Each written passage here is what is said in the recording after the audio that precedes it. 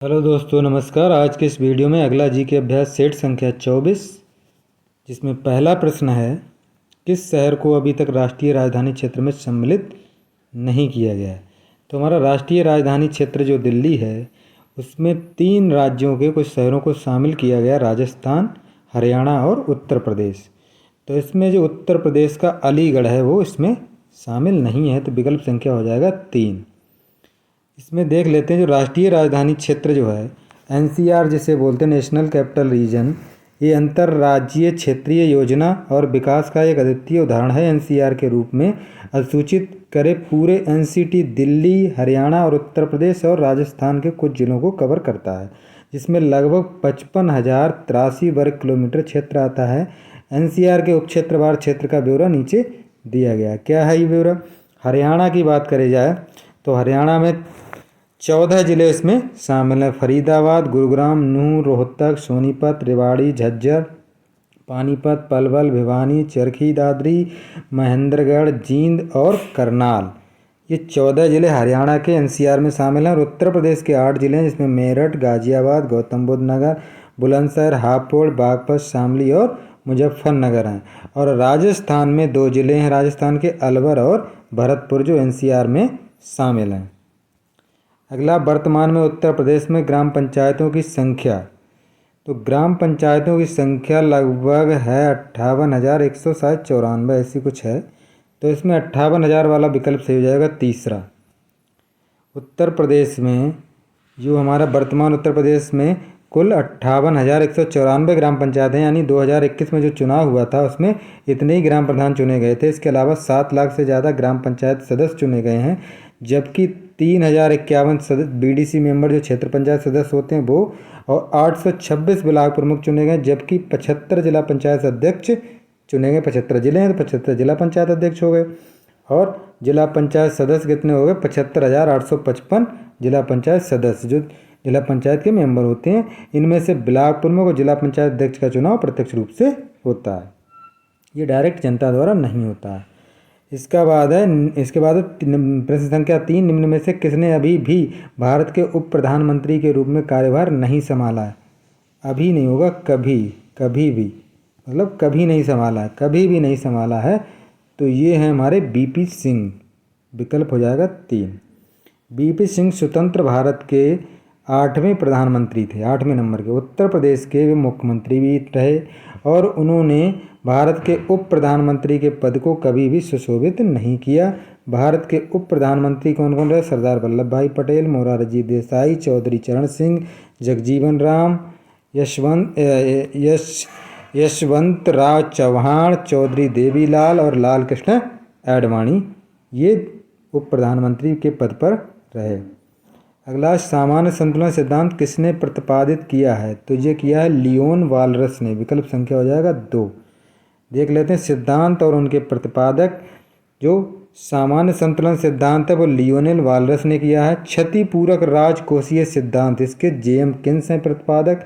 लाभ सिद्धांत के एडम स्मिथ हैं और तुलनात्मक लाभ सिद्धांत के डेविड रिकार्डो, ये सारे अर्थशास्त्री हैं। भारत के राष्ट्रपति के पद के लिए कौन शपथ दिलाता है? राष्ट्रपति जो है उसके लिए शपथ कौन दिलाता है? हमारे जो सुप्रीम कोर्ट है उसके मुख्य न्यायाधीश, यानी भारत के मुख्य न्यायाधीश, विकल्प संख्या हो जाएगा 2।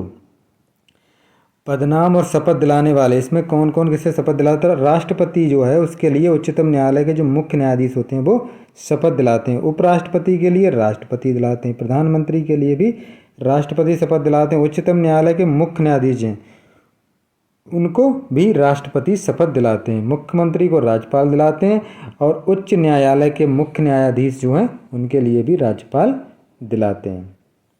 निम्नलिखित में से किसने संप्रभुता के अद्वैत सिद्धांत दिए? संप्रभुता के अद्वैत सिद्धांत जो दिए थे वो ऑस्टिन ने दिए थे, ऑस्टिन ने। फिर देख लेते हैं ये सिद्धांत जो हैं, जॉन ऑस्टिन ने क्या दिया था? संप्रभुता का अद्वैत सिद्धांत। और डार्विन ने दिया है प्राकृतिक वर्ण सिद्धांत, और अरस्तु ने दिया अनुकरण सिद्धांत, और मार्क्स ने जो दिया है वर्ग संघर्ष सिद्धांत। तो ये हो गए व्यक्ति और उनके प्रमुख सिद्धांत। अगला है प्रश्न संख्या 7, निम्नलिखित घटनाओं का उनके घटना क्रमानुसार सही क्रम में व्यवस्थित करिए। तो इसका सही क्रम जो हो जाएगा हमारा, घटनाक्रम है भारत छोड़ो आंदोलन, शिमला सम्मेलन, पूना समझौता और कैबिनेट मिशन। तो इसका 3 नंबर जो है इसका हो जाएगा, 3 नंबर जो है इसमें क्या होगा, 3 नंबर यानी पहले नंबर पे होगा हमारा, ये पहले नंबर पे होगा हमारा पूना समझौता। पूना समझौता हुआ था पहले नंबर पे। फिर दूसरे नंबर पे क्या हो जाएगा, दूसरे नंबर पे हो जाएगा हमारा भारत छोड़ो आंदोलन, दूसरे नंबर पे भारत छोड़ो आंदोलन, और तीसरे नंबर पे हो जाएगा शिमला समझौता, और चौथे नंबर पे हो जाएगा हमारा कैबिनेट मिशन। कैबिनेट मिशन जो था ये 1946 में आया था। पूना समझौता शायद 1932 में हुआ है, और ये हुआ 1932 में। भारत छोड़ो आंदोलन 1942 में, और शिमला समझौता ये भी 42 के बाद हुआ है। तो इसका विकल्प संख्या हो जाएगा 3 हो जाएगा इसका विकल्प संख्या।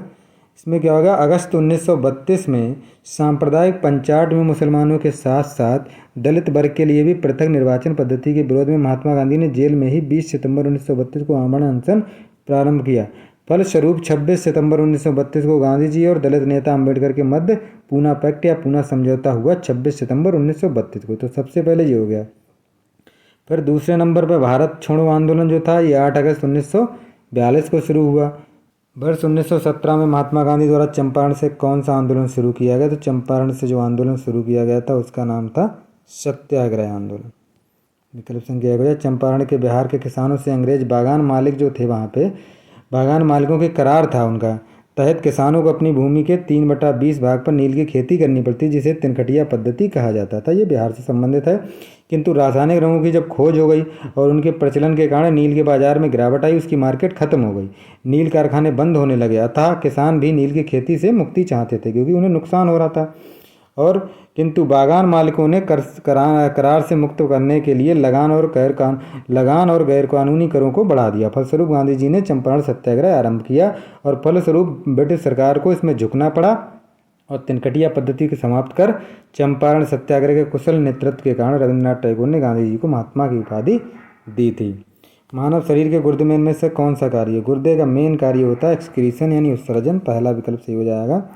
मानव शरीर में गुर्दे का मुख्य कार्य जो है वो उत्सर्जन का कार्य है। वृक्क उत्सर्जन के मुख्य अंग होते हैं। गुर्दे के बिना मनुष्य, शरीर, खरगोश तथा उच्च कोटि के जो भी स्तनधारी वो जीवित नहीं रह सकते।